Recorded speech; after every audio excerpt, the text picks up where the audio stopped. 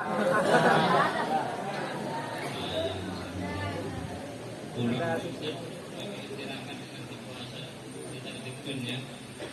wajib. Jangan malu-malu puasa ya. Nggak bikin kurus enggak.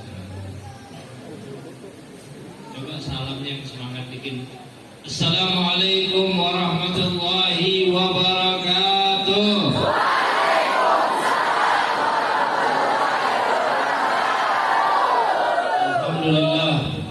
Alhamdulillah rabbil alamin alladzi arsala rasulahu rahmatan lil alamin. Allahumma salli wa sallim wa barik wa karim wa azim ala sayyidina wa maulana Muhammadin salatan yattasilu biha ruhul musalli alaihi bih wa ala alihi wa sahbihi wa alaina ma'hum wa fihim birahmatika ya arhamar rahimin. Alhamdulillah, segala puji dan syukur kehadirat Allah Subhanahu wa taala yang telah menjadikan kita sebagai umatnya Nabi besar Muhammad sallallahu alaihi wasallam dan telah menjadikan kita juga sebagai calon-calon pewarisnya Nabi besar Muhammad sallallahu alaihi wasallam. Alhamdulillah, saya sampai lagi di Pondok Pesantren Sabilul Rasyad, yang mana saya lihat ini santri-santri adalah calon-calon orang yang sukses. Amin. Dan kami tentunya sangat bangga dengan antum-antum yang masih duduk di sini, yang masih duduk di pondok pesantren. Banyak sekali saat ini teman-teman kita yang di luar, tentunya mereka nggak mempunyai nikmat sebagaimana nikmat yang antum rasakan. Yang sekolah saat ini mungkin nggak sekolah lagi guru kayaknya. Itu ya, dari daring. Akhirnya belajarnya online. Sampai alhamdulillah ketemu guru langsung di sini, duduk punya teman. Yang di rumah nggak punya teman lagi sekarang. Temannya di HP semua. Hendak sekolahnya di HP. Hendak ngobrol sama teman, ngobrolnya di HP. Jadi beruntung orang-orang yang duduk di pondok pesantren. Dan jangan ngeluh. Jangan ngeluh. Karena kalau orang yang ngeluh, maka nikmatnya akan dicabut. Jadi ini nikmat yang teramat luar biasa, perlu kita syukuri. Alhamdulillah, apalagi dipertemukan dengan guru-guru yang Masya Allah. Mudah-mudahan Allah Subhanahu wa taala panjangkan umur kita, Guru Haji Anang.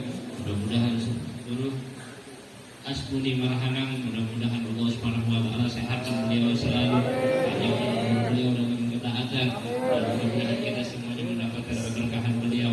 Dan juga kepada anak beliau Guru Jamal, mudah-mudahan Allah Subhanahu wa taala senantiasa memberikan kesehatan kepada beliau, dan juga melancarkan segala urusannya, dan mudah-mudahan Allah Subhanahu wa taala senantiasa memberikan kepada kita semua cintanya Nabi besar Muhammad sallallahu alaihi wasallam.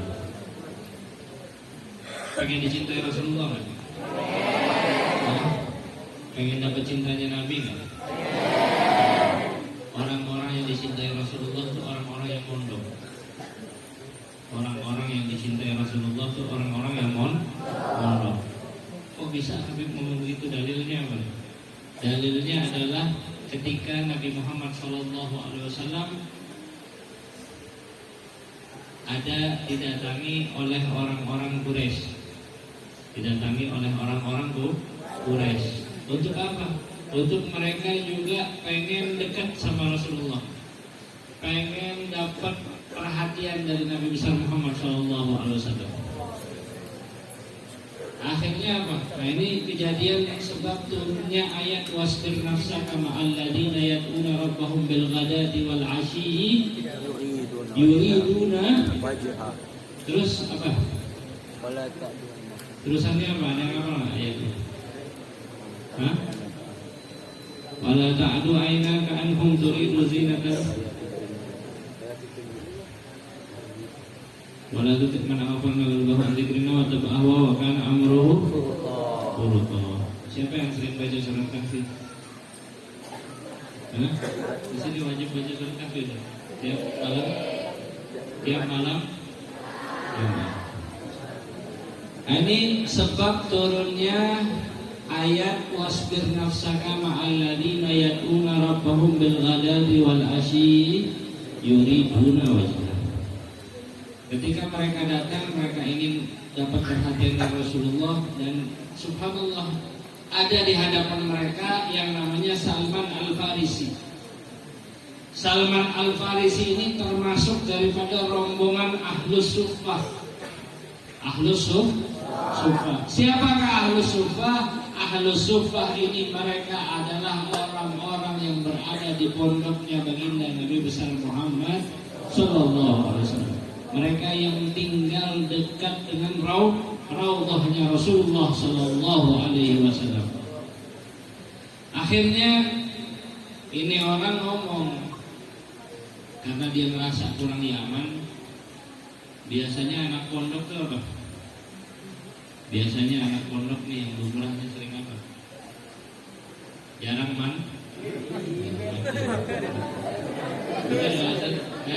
ya? Jarang mandi biasanya.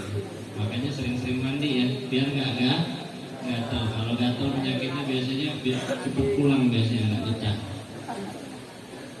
Nah ini subhanallah Salman Al-Farisi badannya sedikit bau karena keringat, bukan jarang mandi tapi keringat. Karena keringat di daerah Timur Tengah itu luar biasa karena panasnya sangat luar biasa. Alhamdulillah daerah kita ini daerah tropis. Akhirnya orang ini merasa bahwa baunya Salman Al-Farisi ini cukup mengganggu dirinya. Akhirnya dia bilang, ya Muhammad ij'al lana majlisan wa lahu majlisan. Ya Rasulullah, ini kita ini kasih tempat duduk khusus, mereka itu duduknya biar di tempat yang khusus. Jangan sampai ibaratnya baunya mereka ini membuat kita akhirnya nggak betah duduk sama antum. Akhirnya karena mendengar pernyataan yang seperti ini, Nabi Muhammad wa may yantiqu 'anil hawa in huwa illa wahyun. Nabi Muhammad nunggu wahyu. Akhirnya turun ayat wasbir nafsaka ma'al ladina yad'una rabbahum bil ghadati wal asyi yuriduna wajhah. Tahanlah dirimu wahai Muhammad bersama orang-orang yang selalu berdoa kepada Tuhannya. Berdoa kepada Tuhan mereka di waktu siang dan di waktu malam. Ini santri tugasnya apa? Selain belajar berdoa,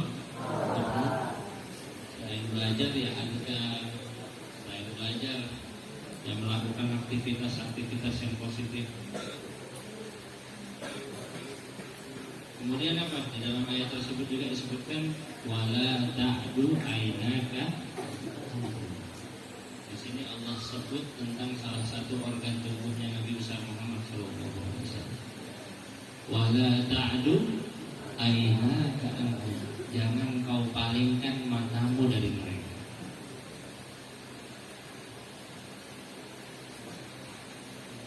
Dan di situ fi'ilnya fi'il mudhari wa wasbir nafsaka ma'al ladina yad'una rabbahum.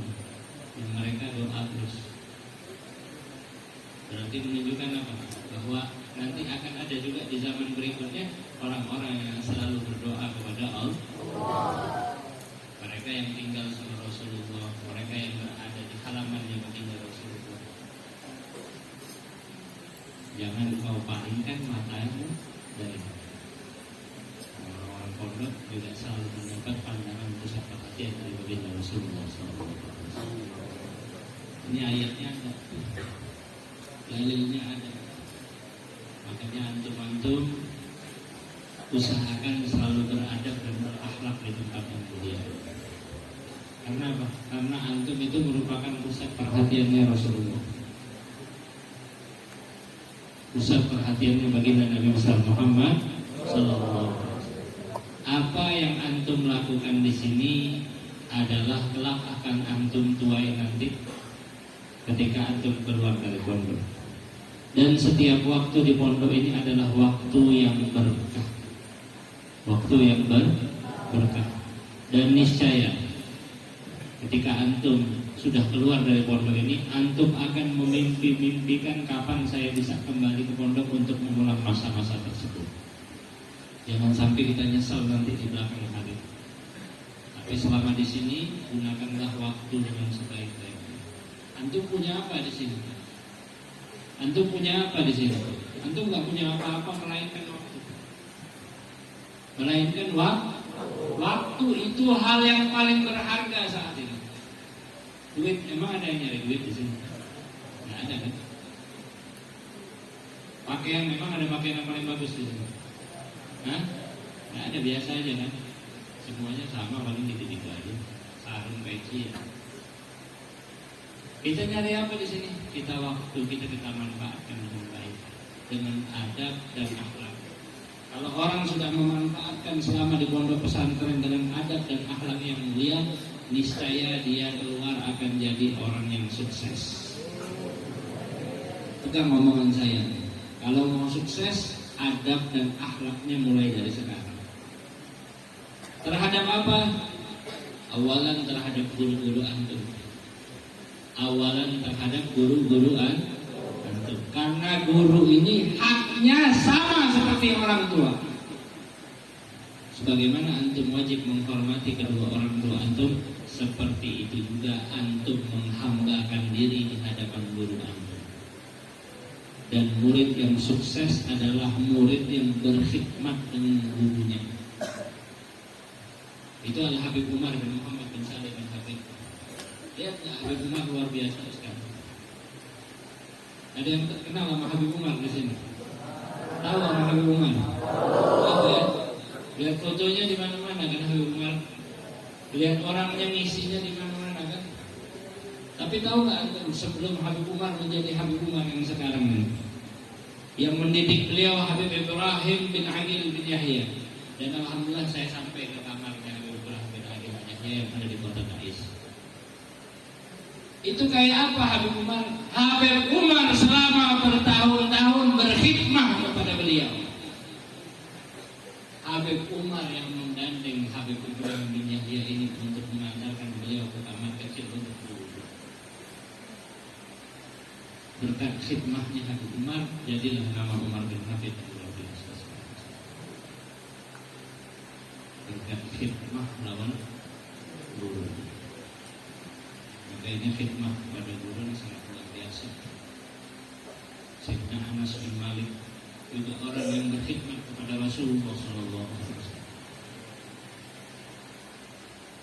Nah ini mungkin bisa diambil pelajaran dari sini, bahwa orang yang makin rajin berkhidmah, mereka adalah orang-orang yang bakal dimuliakan oleh Allah Subhanahu wa taala. Bahkan Habib Umar mengatakan man khadam gadam. Man khadam gadam, man khadama gadama.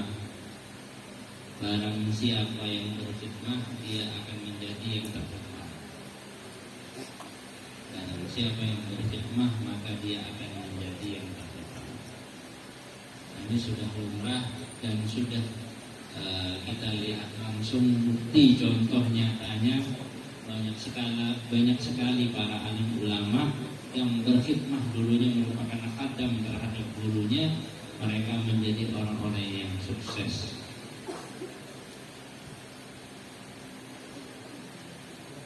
Dan khidmah juga, khidmah dalam segala hal, termasuk mengikuti tata tertib pondok pesantren. Itu tata tertib yang ada di pondok pesantren adalah sesuatu yang keramat. Sesuatu yang keramat, jangan ditentang-tentang. Ya, jangan berusaha untuk melanggar atau memanipulasi aturan yang ada di pondok pesantren, karena tidak akan membuat berkah di hidup kita. Itu tata tertib dirancang dengan baik agar antum menjadi orang-orang yang sukses. Biasanya orang yang mondok ini dua keluaran. Kalau enggak alim, sugih biasanya. Kalau enggak alim, sugih. Tahu sugih? Apa sugih?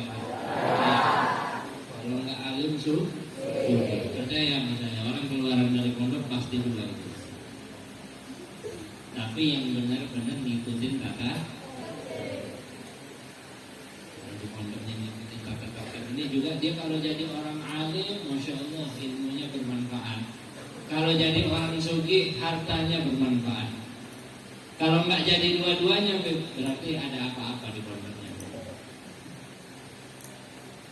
Ini harus kita mulai tanamkan fondasi-fondasi di dalam diri kita agar selalu mengikuti tata tertib yang ada di pondok pesantren. Bahkan dikatakan manjadda wajadda wajad, bukan manjadda wajad aja, manjadda wajadda wajad, 2 kali jaddanya. Barang siapa yang dan bersungguh-sungguh baru dia mendapatkan. Jadi sungguh-sungguhnya 2 kali, double. Itu kata Habib Ali bin Muhammad Al-Habsyi. Kalau ada ungkapan manjadda wajad, tapi yang sesungguhnya manjadda wajad. Harus ngikutin semua tuh tata tertib pondok pesantren, bangunnya, ya, waktu tidurnya ikutin, waktu istirahatnya kapan, waktu main juga ikutin. Misalnya disuruh libur sama ustaz, disuruh olahraganya ikut, ya, atau disuruh apa misalnya, ikutin semua. Hikmah misalnya bakti di dapur, wasampil hatalan, syufna ra'ayna ba'da masyayikhina, sebagian daripada guru-guru kami itu kalau pulang ke Darul Mustafa masih hikmah di dapur, di antaranya Habib Ali bin Abdurrahman Al-Jufri. Habib Ali Al-Jufri itu jadi orang alim luar biasa yang dihormatin sama segala orang. Beliau itu tukang hikmah di dapur. Sampai saat ini saya pernah begitu saya pulang, saya ke sholatul ta'am, mau ngambil makanan, mau ngambil nampan, yang ruang nasi di nampan Abdullah Jufri. Ini kami perhatikan bahwa buah hikmah yang teramat luar biasa ini menghantarkan seseorang kepada kesuksesan. Dan jangan lupa sama guru kita. Jangan lupa sama guru kita. Ini hal yang paling penting ya. Hal yang paling penting karena diantaranya orang yang lupa sama gurunya itu biasanya awal mulanya dimulai dari pondok. Karena satu ketika seseorang itu dikatakan sebagai muridnya Al-Habib Umar bin Muhammad bin Salim bin Wa subhanallah, dia itu kalau habis ngisi pengajian, mobil itu bergerak nungguin dia ngantri untuk dia naikin. Ada 10, ada 15 mobil di depan masjid itu nungguin sidin kalau pulang daripada pengajian. Tapi subhanallah, pernah satu ketika di dalam hatinya terlintas, saya ini bisa begini karena saya sendiri, bukan karena ajaran guru saya. Akhirnya 15 mobilnya nggak ada satupun. Wah, dia mendapatkan masalah terus di dalam kehidupan. Cuma gara-gara satu kata yang terlintas di dalam hati.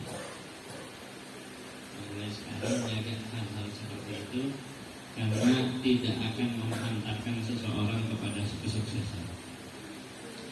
Dan juga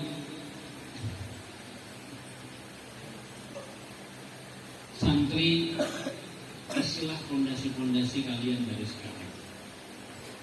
Saya sarankan untuk jangan meninggalkan sedikit pun pelajaran tanpa dihafal. Hafalin tuh, makan. Di sini ngapal makan juga. Jurumiyah, apalagi jurumiyah ya. Saya sangat menekankan kalian untuk gemar mempelajari yang namanya nahwu shorof.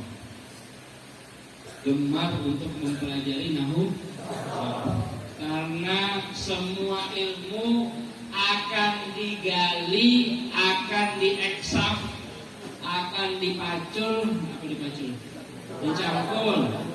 dicampur dengan nahwu dan juga shorof.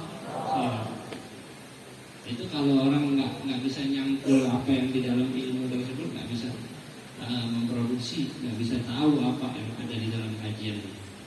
Kalau nggak punya nahwu shorof, sama aja dia nggak bakal mengerti apapun ilmu.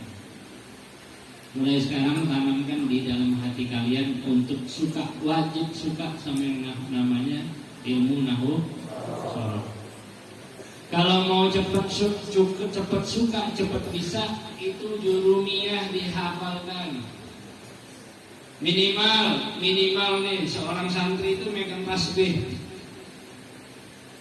Buat apa tasbihnya? Buat menghitung. Menghitung apa? Kalau sampai lagi ngapal nih satu lembar ataupun beberapa pasal yang bisa dihafalkan, itu diulang sebanyak 33 kali. Kalau para alim ulama itu diantaranya Habib Muhammad bin Abdul Ahdan mengulang pelajaran sebanyak 25 kali. Tapi itu sizin wali, kalau kita ini apa? Tajam lagi kita hidup di Indonesia nih. Sizin orang Arab 25 kali baca nih. Apalagi kita 33 kali. Ini saya ijazahkan buat para hadirin. Baca pelajaran sebelum belajar sebanyak 33 kali diulang. Nah, faslun furudul wudu'i sittatun, al-awwal an-niyah, itu diulang sebanyak 33. Satu pasal tersebut dibaca terus. Nanti biasanya kalau udah nyampe 20 udah hafal, udah lengket dengan sendirinya. Begitu juga di dunia tuh, ya. Al-kalamu wal lafzul murakkabul mufidu, itu diulang-ulang. Jadi kan wirid. Santri itu punya tasbih buat mewiridin daripada ilmunya. Ya, tasbihnya para santri itu untuk mewiridin ilmunya. Jurumiyah wajib hafal, bahkan wajib menghafal, bukan dari depan ke belakang, dari belakang ke depan juga wajib hafal. Dari depan ke belakang, dari belakang ke depan wajib hafal. Ada hafalan matan apa lagi di sini? Safinah itu aja wajib hafal juga. Mana yang hafal jurumiyah, mana di sini? Tunjuk tangannya.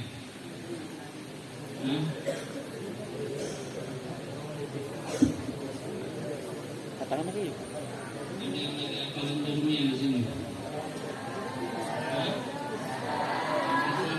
Tunjuk tangannya tinggi-tinggi coba. Yang hafal jurumiyah mana?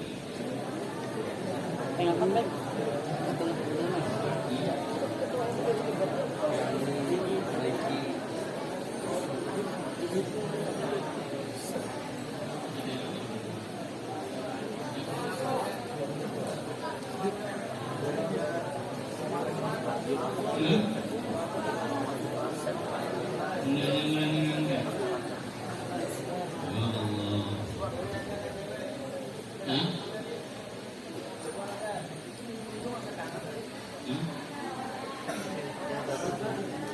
Ya udah, Ustaz, insya Allah beberapa bulan lagi ulun kesini nanyakan yang hafal jurumiyah siapa ya.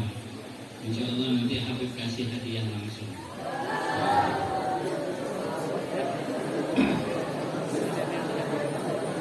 Ya,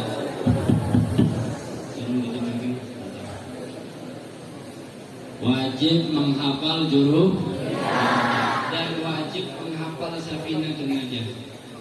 Itu yang disuruh sama Guru Jamal, yang disuruh sama Abah Guru Asmuni, wajib untuk kita tunaikan.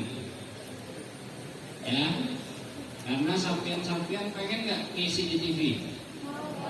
Saya doakan yang hadir di sini santri-santri kita lebih sukses daripada para ustaz-ustaz, para dai-dai yang ada di media cetak, di media elektronik dan sebagainya. Tapi harus hafal dulu, ya. Minimal hafal jurumiyah, Safinah, Al-Quran, ya. Gimana sampai mau jawab omongan-omongan apa, pertanyaan-pertanyaan? Itu semuanya yang saat ini kami sedang ada di media elektronik, media cetak dan lain sebagainya. Semua pertanyaan-pertanyaannya itu bersumber daripada kitab-kitab dasar yang ada di pondok pesantren. Semuanya ada di kitab kita. Nah, bagaimana kita harus menghafal itu? Harus tahu kitab itu. Jangan dijadikan pajangan aja bukunya di lemari. fis sudur. Ilmu itu ada di dalam hati. Harus mulai rajin untuk menghafal. Harus benar-benar gigih. Gak bakal pulang tahun ini kecuali sudah hafal. Ya, tanemin dalam diri kita. Saya nggak mau tahu.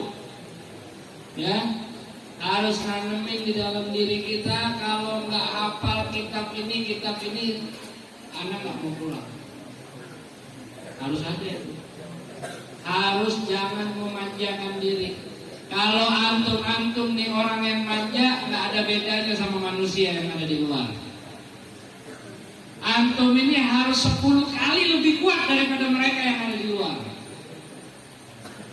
Karena apa? Karena orang-orang yang di luar semuanya akan butuh sama antum. Pilot butuh sama antum, pengusaha